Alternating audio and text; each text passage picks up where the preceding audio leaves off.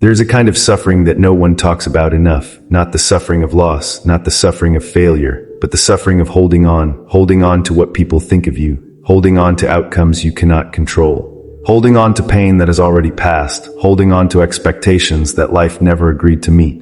Most of us carry this weight every single day, and we have become so used to it that we think it is simply life, but it isn't. The Stoics knew something that most people spend their entire lives never discovering. The heaviest thing a human being can carry is not grief, not hardship, not failure. It is resistance.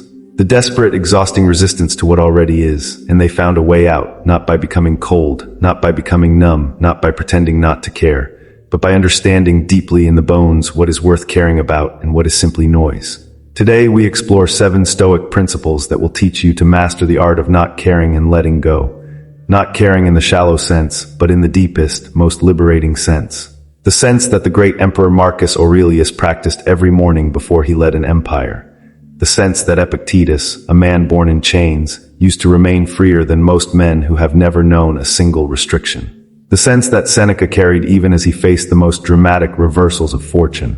These are not motivational sayings. These are tools, ancient, tested, profound tools for a life well lived. Take your time today. Let each principle land, let it breathe, because by the end of this, something in you may shift, and that shift is everything. There is a story from ancient Greece. A student approaches a philosopher and says, "I am suffering greatly. I lost something precious to me." The philosopher asks, "Was it truly yours?" The student is confused. "Of course it was mine, it was in my possession." The philosopher shakes his head gently. "No, it was lent to you by life, by time, by the universe, and now the lender has asked for it back." This was not a cold response. It was a liberating one. Epictetus, who understood loss better than almost anyone, wrote in the Enchiridion, "Never say about anything, 'I have lost it,' but 'I have returned it.'" Think about what this means. When someone we love leaves, whether through death or distance or simply the natural ending of things, we say, "I have lost them." And in that word lost is embedded the assumption that they were always ours to keep. But were they, or were we blessed, genuinely, extraordinarily blessed to have had them at all? The relationship that ended, the youth that faded, the opportunity that passed, the version of life you imagined but never lived. None of these were permanently yours. They were gifts, temporary, beautiful, meaningful gifts lent to you for a season. And here's the extraordinary thing about this realization. When you stop seeing loss as theft and start seeing it as return, the grief changes shape. It doesn't disappear. Grief is honest, and Stoics were never dishonest about pain. But it transforms from a wound that festers into a scar that tells a story. From "Why was this taken from me?" into "How extraordinary that I had this at all." Marcus Aurelius wrote, "Receive without pride, relinquish without struggle." Receive without pride, meaning don't grip your good fortune so tightly that its departure destroys you. Relinquish without struggle, meaning when the time comes to let go with grace. This is not passivity, this is not giving up. It is the highest form of wisdom, to love deeply, to engage fully, to live with presence while holding all of it lightly in open hands. Here is a practice for you. Think of something you are holding on to right now, something you are resisting losing or have already lost but cannot release.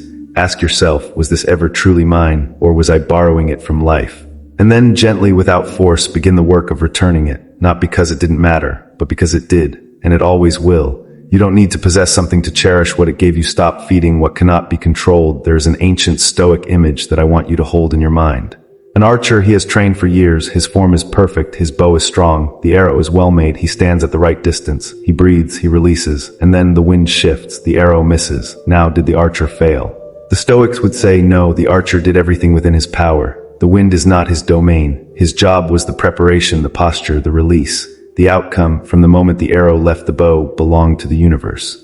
This is the dichotomy of control, and it is the foundation upon which the art of not caring is built. Epictetus was extraordinarily precise about this. He wrote, "Make the best use of what is in your power and take the rest as it happens."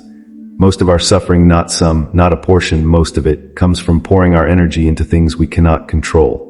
We cannot control what people think of us, whether our work is recognized, whether someone loves us back, whether the economy shifts, whether our body stays healthy forever, whether life is fair. And yet look honestly at how much time and energy you have spent trying to influence, change, or worry about these things. Hours, days, years. Epictetus calls this kind of energy expenditure a form of self-enslavement. When you place your peace of mind in the hands of things you cannot control, those things own you. Your boss's mood controls your morning. A stranger's comment controls your afternoon. An uncertain outcome controls your sleep. You are not free, you are managed, and the Stoic path is the path of reclaiming yourself, not by becoming indifferent to outcomes, but by becoming clear about your role in them. Your role is the effort, the intention, the character you bring to the moment. Everything beyond that is outside the fence of your kingdom. And here is what changes when you truly absorb this. You stop wasting yourself on worry. Because worry is nothing more than mental energy spent on a domain that doesn't belong to you. It is like paying rent on a house you don't own and will never live in. The Stoic practice is simple but not easy. Every time anxiety arises, every time you feel the pull to obsess over an outcome, pause. Ask, is this in my control? If yes, act, focus there, give your best. If no, release, turn your attention back to what is yours. This single habit, practiced daily, will give you back more mental peace than almost anything else in this world. Let go of the self that others built who told you that you were not enough. Think about it honestly. Somewhere along the way, in childhood, in school, in relationships, in 1,000 small moments, someone's opinion of you took root inside you, and you began to perform. You began to shape yourself around what would earn approval, avoid criticism, attract love. And slowly, so slowly you didn't notice, the self you were began to disappear, replaced by a self that was assembled from other people's preferences. This is what Epictetus called the prison of opinion. He wrote, "It is impossible for a man to learn what he thinks he already knows." And most of us think we know who we are because we have accepted someone else's definition.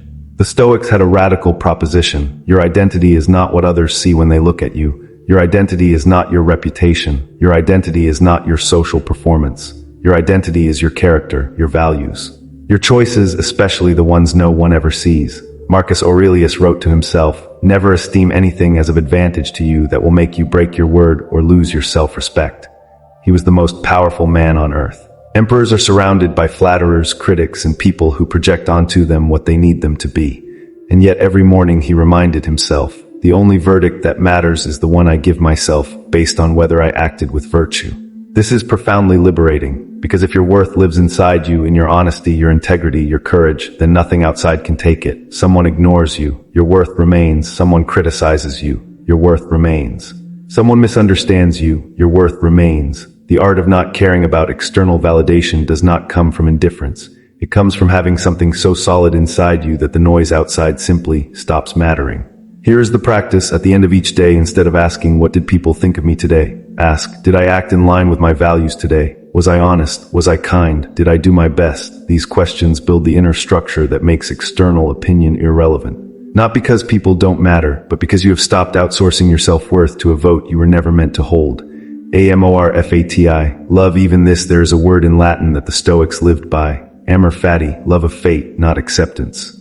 Not tolerance, not resigned endurance. Love. This sounds at first almost absurd. Love the job you lost, love the relationship that ended, love the illness, love the betrayal. But listen more carefully to what the Stoics were actually saying. They were not saying pretend bad things are good. They were saying everything that has happened, every single thing has made you exactly who you are standing here today. And if you would not erase yourself, you cannot fully reject your history. Marcus Aurelius wrote, "Accept the things to which fate binds you, and love the people with whom fate brings you together." He experienced tremendous suffering. He buried multiple children. He led armies in brutal wars. He watched friends betray him. He lived with chronic physical pain, and still he wrote those words, not for show, in his private journal. This was not naive optimism. This was the practice of a man who had decided, consciously, deliberately, that resistance to reality costs more than it earns. Think of the energy you have spent wishing things had been different, wishing that person hadn't left, wishing you had made a different choice 10 years ago, wishing your childhood had been kinder, wishing the world had treated you more fairly. That energy, every ounce of it, is spent fighting something that has already happened. You cannot change the past, not 1 second of it, but you can change your relationship to it.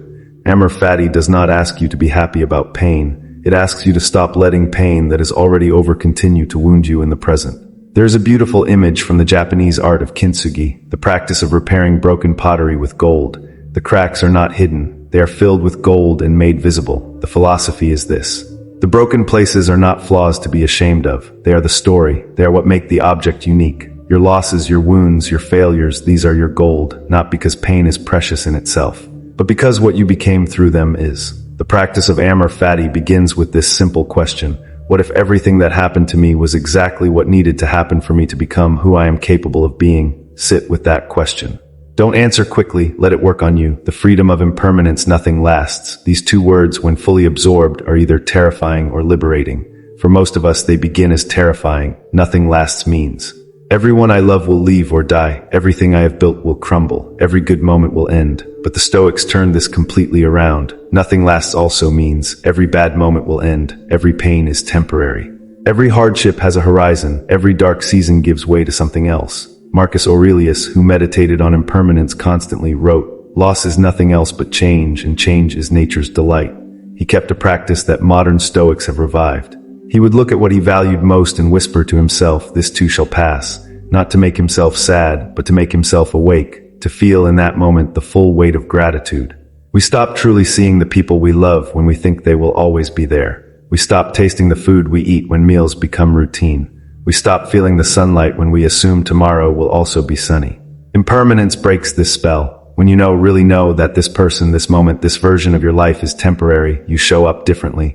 You listen more carefully. You forgive more quickly. You hold grudges less fiercely.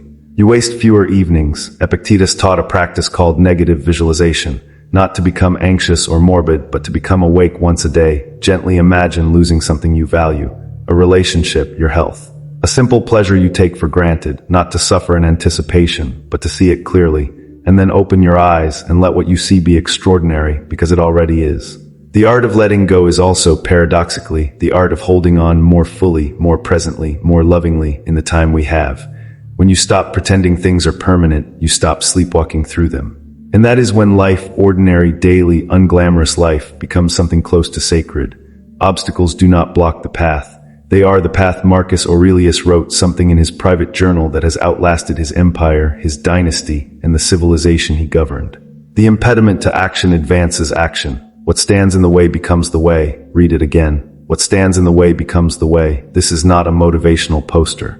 This is a description of how reality actually works if you are paying attention. Think of every major development in your character. Were they forged in comfort, in ease, in the absence of challenge? Or were they forged in the moments when life was hardest, when you lost something important and had to find out who you were without it, when you failed at something that mattered and had to decide whether to get back up, when someone treated you unjustly and you had to choose between bitterness and grace? The obstacle was the teacher, not an unfortunate interruption to your growth, the actual mechanism of it. Epictetus, born a slave, leg broken by a cruel master, did not despair at his circumstances. He went deeper into himself. He studied philosophy. He thought. He refined his understanding. The constraint of his external life forced him to develop an extraordinary internal life. And what he built inside, no master, no chain, no empire could touch. The Stoics are not asking you to enjoy suffering. They are asking you to change your orientation to it. Instead of, why is this happening to me? Ask, what is this asking of me? Instead of, how do I escape this? Ask, what does this develop in me? The job you didn't get, maybe it forced you towards something more aligned with who you truly are. The relationship that ended, maybe it created the space for something deeper. The illness, the loss, the failure, the rejection, each one is a question. Who are you going to be in response to this? Your answer to that question, repeated across a lifetime, is your character. And your character is the only thing in this world that is entirely yours, that cannot be taken, cannot be lost, cannot be stolen. It is built obstacle by obstacle, choice by choice, in the moments when life is hardest. So when the next obstacle appears, and it will, try for just a moment to see it differently, not as the enemy of your path, but as the path itself. Choose your inner weather. Here is the final principle, the one that brings everything together. Marcus Aurelius wrote, "You have power over your mind, not outside events. Realize this and you will find strength." Everything we have explored today points to this. The dichotomy of control points here.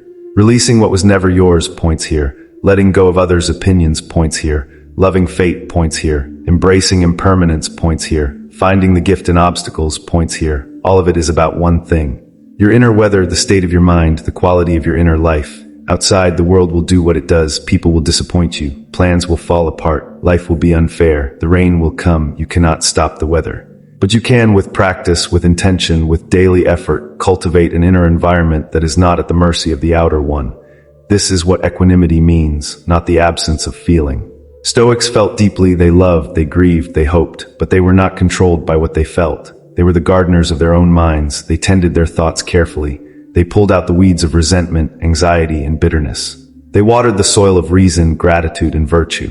And over time, season by season, year by year, an inner garden grew, one that could weather storms, one that remained at its core undisturbed. Marcus Aurelius chose this.